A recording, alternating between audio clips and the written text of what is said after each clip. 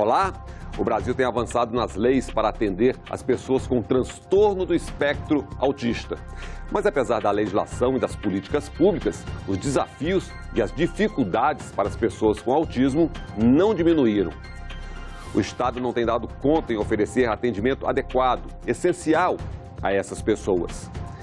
Garantir direitos, exigir que as leis e as políticas públicas sejam efetivamente aplicadas e maior participação da sociedade civil. Essas foram algumas das questões discutidas por especialistas e entidades em audiência pública sobre o autismo no Senado.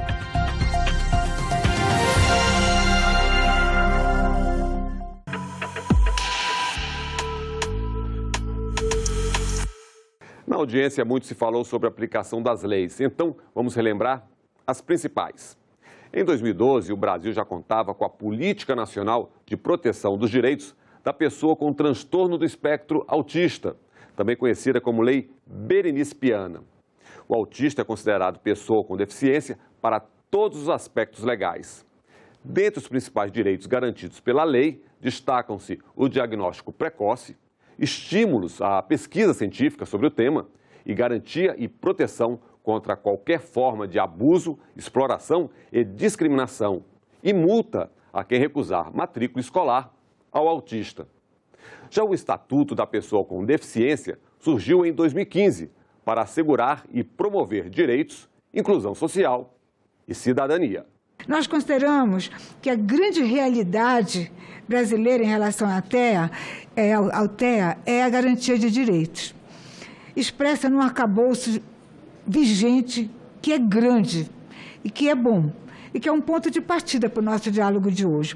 Ela está garantida desde a Constituição, quando a gente já assumiu que a gente é obrigado a dar atendimento especializado. Hoje o Brasil inteiro praticamente já tem leis estaduais, leis municipais. Você ouviu aí, temos leis, mas é preciso mais.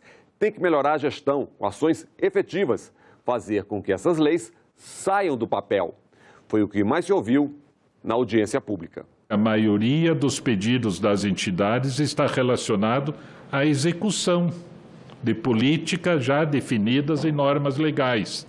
Ou seja, a lei já existe para a maioria das coisas que foram faladas. As pessoas levantaram a hipótese de fazer-se com que a lei seja cumprida e não ter novas leis necessariamente.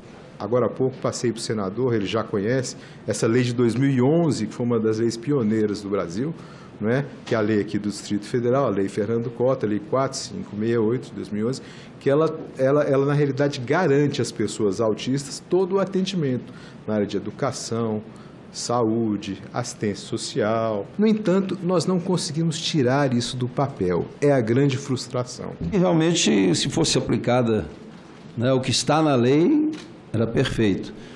Esse é o grande problema nosso. Nós temos a questão do mundo real e o mundo virtual.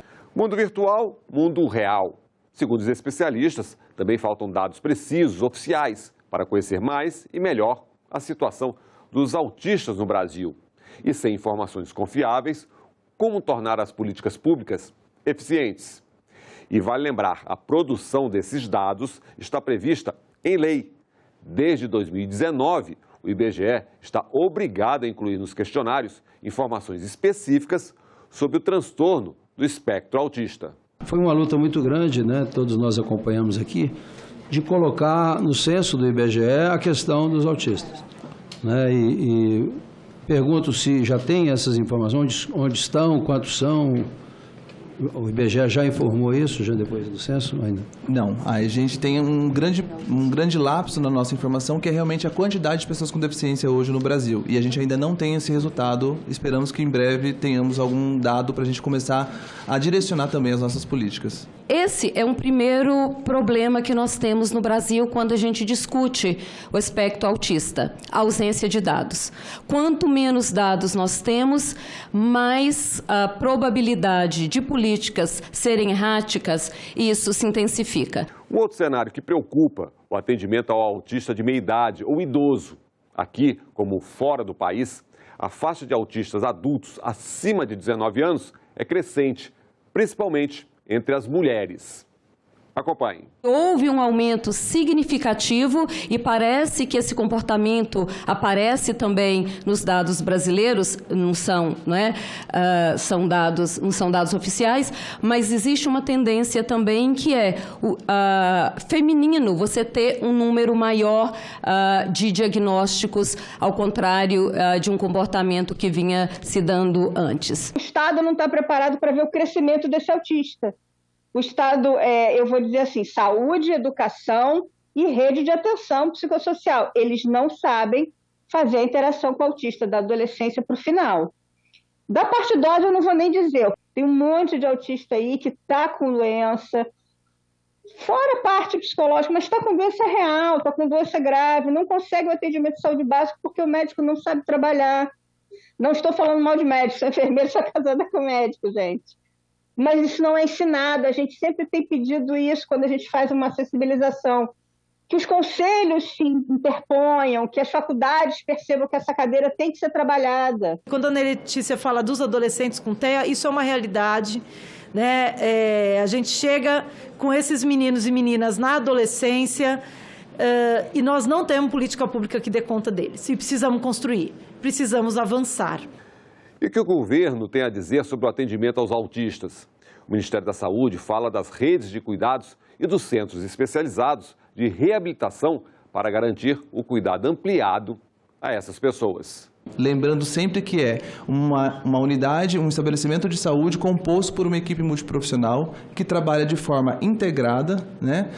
Sempre focado no sujeito, no indivíduo, pensando sempre no projeto terapêutico singular, ou seja, o cuidado baseado de acordo com as necessidades da pessoa. A gente também tem as oficinas ortopédicas, que são os estabelecimentos que fazem a dispensação de órteses e próteses e equipamentos especiais, né, para poder fazer uma melhor adaptação dessas pessoas.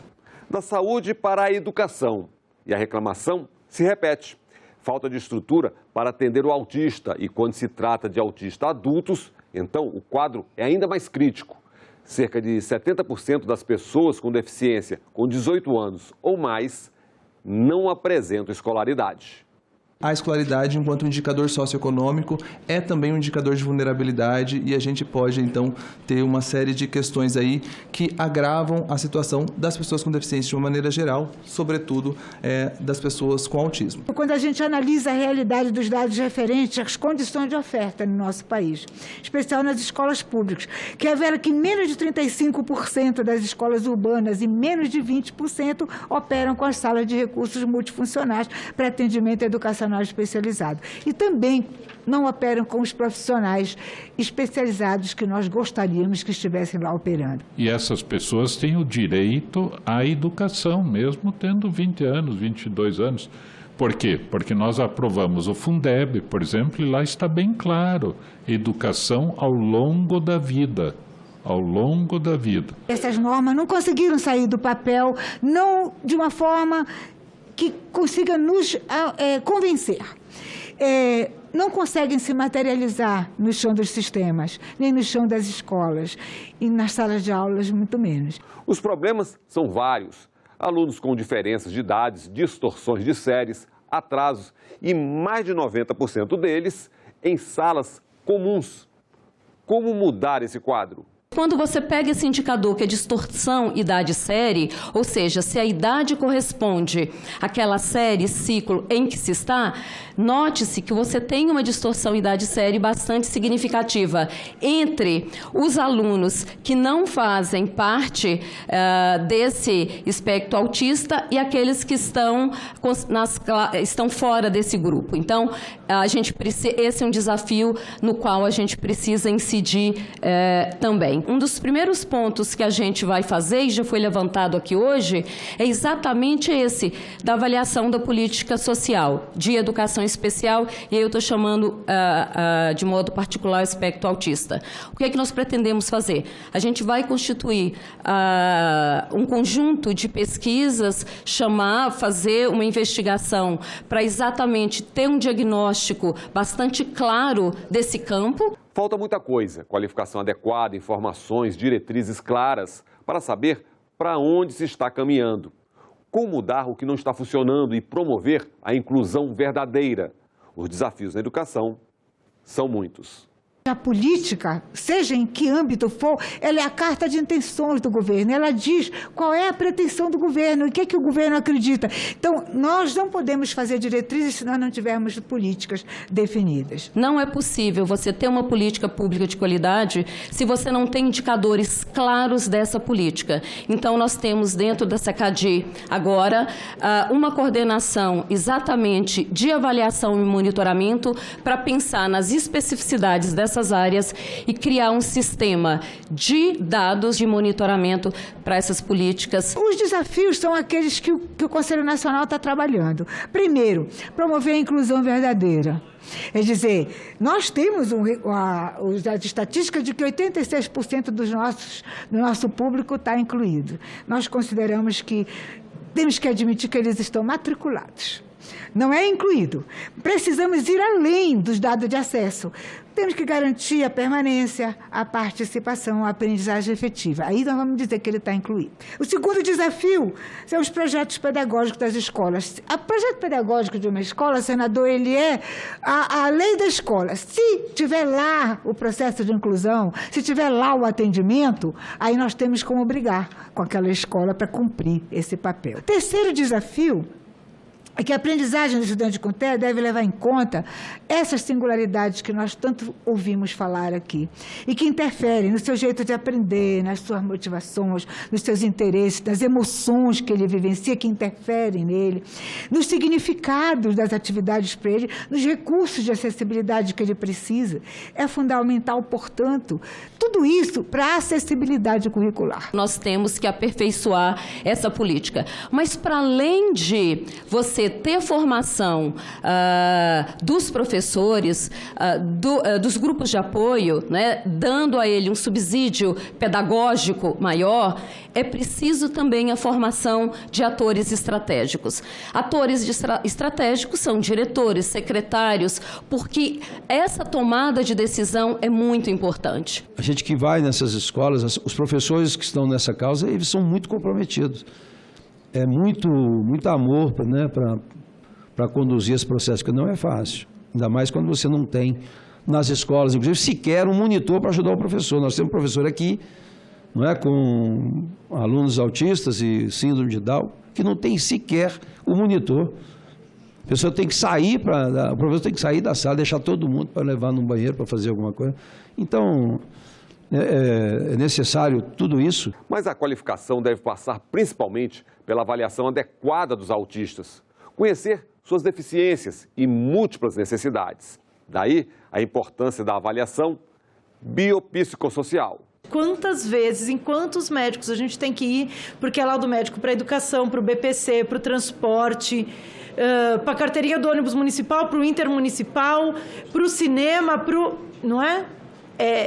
Então, isso cai por terra quando a gente tem uma avaliação biopsicossocial que é feita por uma equipe multiprofissional, não só por um médico. A partir da minha condição do corpo, aquela equipe vai olhar como eu vivo naquele ambiente, né? Para a gente olhar quais políticas públicas eu não estou acessando. A gente precisa entender que não é uma condição biológica que vai definir essa pessoa, né? Mas é toda uma condição biopsicossocial. Então, a gente precisa falar da condição biológica, do social, do ambiente. Então, a gente precisa avaliar o indivíduo como um todo para que aí sim a gente possa estabelecer prioridades, estabelecer políticas e linhas de cuidado específicas para essa população. Então, a realidade é essa. Melhorar a estrutura do Estado, os métodos de avaliação do autista. Mas, na outra ponta, um pedido de socorro.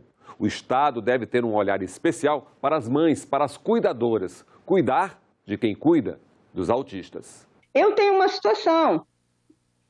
Tenho meu marido, tenho minha família, mas e as mães que são solo, já têm 60, 65, nunca puderam trabalhar.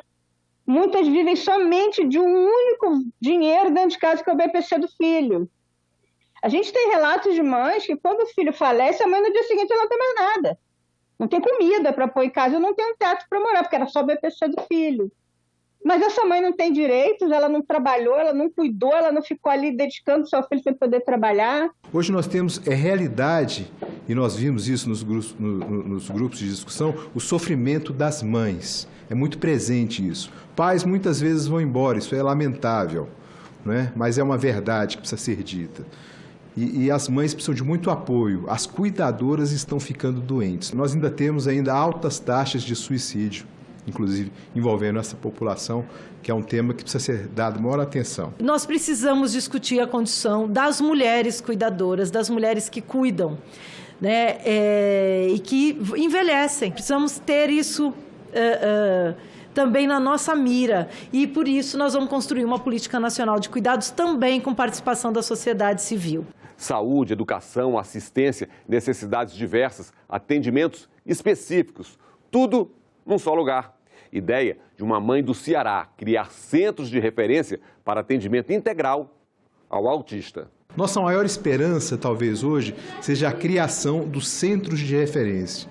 Nós temos um projeto de lei, né, que já passou aqui no Senado, está na Câmara, começou aqui no Senado, né, foi uma mãezinha do Ceará que fez a sugestão, e quando essa sugestão alcança 20 mil apoios, né, ela é votada, e foi votada na Comissão de Direitos Humanos, para começar aqui do Senado, e tramitou, né, normalmente aqui pelo Senado, e agora está tramitando pela Câmara. Nós precisamos agilizar esse projeto. É no âmbito do SUS a criação de centros de referência. O que é centro de referência? É um local onde eu vou deixar o meu filho e vou poder ir trabalhar tranquilo e feliz, que ele vai ter o atendimento que ele necessitar ali. O atendimento de saúde, o atendimento de educação, o atendimento de terapias das mais diversas. E outra necessidade fundamental: pesquisas. Como resolver o que se desconhece? Como elaborar diretrizes, investir em políticas públicas, se não se sabe direito quais as necessidades, as deficiências, as condições? Quantos são? Que idade tem? Onde estão? Não dá para pensar política pública sem dados, não é? Não dá para a gente fazer política pública por intuição. Pesquisas. Precisamos de investimento necessário para pesquisas aqui no Brasil sobre pessoas autistas. Nós precisamos saber quem são essas pessoas, o porquê, né, dessas pessoas terem sido diagnosticadas com autismo e por que nós podemos melhorar na vida dessas pessoas. Isso só com investimento em pesquisa. Né? Nós temos universidades federais que podem fazer isso no Brasil, mas precisam realmente de um apoio, de uma condição melhor nesse sentido. A gente não tem estudo, como falou o Fernando, a gente não tem trabalho, a gente não tem pesquisa e a gente não sabe como vive o autista adulto e idoso. Se pode ficar como sugestão que a gente consiga ter emendas, além de fomentar a pesquisa, de fato, nas universidades públicas, que é papel primordial das universidades públicas, construir pesquisas, né, e produzir conhecimento, que a gente também fomente, né, nas organizações da sociedade civil, pesquisas, estudos, construção de indicadores, para que a gente, de fato, construa uma sociedade anticapacitista. Precisamos investir mais em pesquisa, estudos de caso, experiências que possam iluminar os conhecimentos sobre autismo. Eu acho que, além das universidades, as instituições especializadas precisam registrar as coisas e começar a mostrar isso para a gente poder criar padrões, criar indicadores com os quais a gente possa lidar. Você não conhece nem quantos são, onde estão. A gente precisa saber de tudo, conhecer o cidadão individualmente, né? Porque não adianta, nem na área de saúde, a saúde primária, se você não sabe a situação socioeconômica, social e das pessoas, né? Na educação, na saúde, na assistência. Pesquisar, estabelecer diretrizes para atender melhor ao autista. A sociedade também deve ser ouvida. Quem vai dar a direção da política pública, do que é preciso, precisa ser a sociedade. Né? Então, acho que esse é o recado que a gente precisa trazer enquanto governo, né? Enquanto Ministério de Direitos Humanos, que nós precisamos que a sociedade esteja conosco. Nós precisamos que as pessoas com transtorno do espectro autista, que suas famílias falem o que de fato precisam. Nós precisamos investir, portanto, na construção dessas diretrizes. E nós vamos pedir o apoio de todos, aqueles que detalham o atendimento das pessoas, porque nós precisamos trabalhar com o MEC, Mas não só com o MEC, com o CONSED, porque eles que aplicam, com a Undime, com o FONSED, que faz as leis dos estados, as normas dos estados, com a UNCM, que faz as normas dos municípios. As pessoas não moram na União, as pessoas moram no município. É lá que está a ponta, né, a política. Então a gente tem que descentralizar, tem que fazer uma coisa que seja política de Estado, mas envolvendo município, Estado e União, né, num sistema único. Política permanente de atendimento aos autistas, o grande desafio, o grande sonho e o medo do futuro. Nós precisamos olhar a educação especial de uma forma mais objetiva, mais consistente e mais responsável, mais materializada. Quer dizer, que as pessoas se sintam incluídas. Enquanto elas não se sentirem incluídas, nós não cumprimos o nosso papel. A gente precisa de todas as pessoas, de todas as organizações, de todos os órgãos públicos e os agentes públicos e políticos para a construção dessa política. Que faça sentido, que chegue à ponta, que chegue em quem está no município, porque o direito das pessoas com transtorno do espectro autista é viver em comunidade, é viver nas suas famílias, é quando há necessidade de um acolhimento institucional, esse acolhimento institucional seja com dignidade, não seja nesses grandes abrigos com dezenas, centenas de pessoas, sem qualquer cuidado digno. As pessoas têm que ter liberdade de ir e vir, liberdade de escolher e de liberdade de viver e simplesmente existir como são. No papel é tudo muito lindo, tudo maravilhoso. Eu não sei como é que a gente consegue mudar esses gargalos. Eu vejo sempre os governos colocando esses números maravilhosos, essa disposição. Não, agora vai mudar. E a gente não consegue. Mas o que falta nesse país é política pública de Estado, cara. Cada governo que entra começa tudo de novo, cancela tudo, muda tudo. E a gente, primeiro que não tem nem informação. A gente precisa realmente ter um olhar atencioso e cuidadoso a essa população, que a gente precisa pensar e estruturar adequadamente o cuidado ofertado a essas pessoas. O nosso grande desafio é isso. É tirar isso que as mães pediram aqui, isso que as mães levantaram aqui, dignidade. A inclusão verdadeira, gente, que é um sonho tão distante, a gente sabe disso. Quem leva os seus filhos na escola, seus filhos autistas na escola, sabe disso. Isso é um sonho tão distante, tão fora. No papel, tudo lindo e maravilhoso. Entretanto, na realidade, tudo tão distante para essas pessoas. Da mesma forma que eu tenho medo, o que vai acontecer comigo? Essas mães também têm medo do que vai acontecer com o filho delas. Eu acho que o maior medo da mãe é sempre o futuro.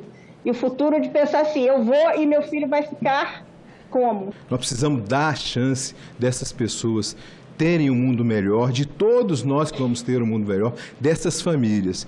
Esse verdadeiro sonho que está tão distante, não é, de inclusão, de acessibilidade no sentido amplo. É por isso que nós estamos aqui. Vamos vir quantas vezes for preciso. Nós precisamos descobrir esses gargalos na saúde, na educação, na assistência social. E é isso, os direitos humanos são para todas as pessoas, pelo nosso direito de existir e de sermos como somos em todos os espaços. E, sim, precisamos construir políticas de Estado que façam sentido na ponta, na casa das pessoas, no território onde essas pessoas vivem. Educação é um direito humano, cultura, esporte, saúde, são todos direitos humanos que têm que ser concretizados. Eu penso que há um clima bem favorável no Senado Federal para, em conjunto com a sociedade, como foi dito aqui, caminharmos, né, para concretizar aquilo que está na lei, né, quer dizer, transformar os direitos em realidade. Está previsto na lei, cumpra-se a lei. Todos os direitos concretizados, cumpra-se a lei. E essa foi a primeira das várias audiências que ainda vão ocorrer sobre o tema durante o ano aqui no Senado. O Em Discussão fica por aqui. Até o nosso próximo programa.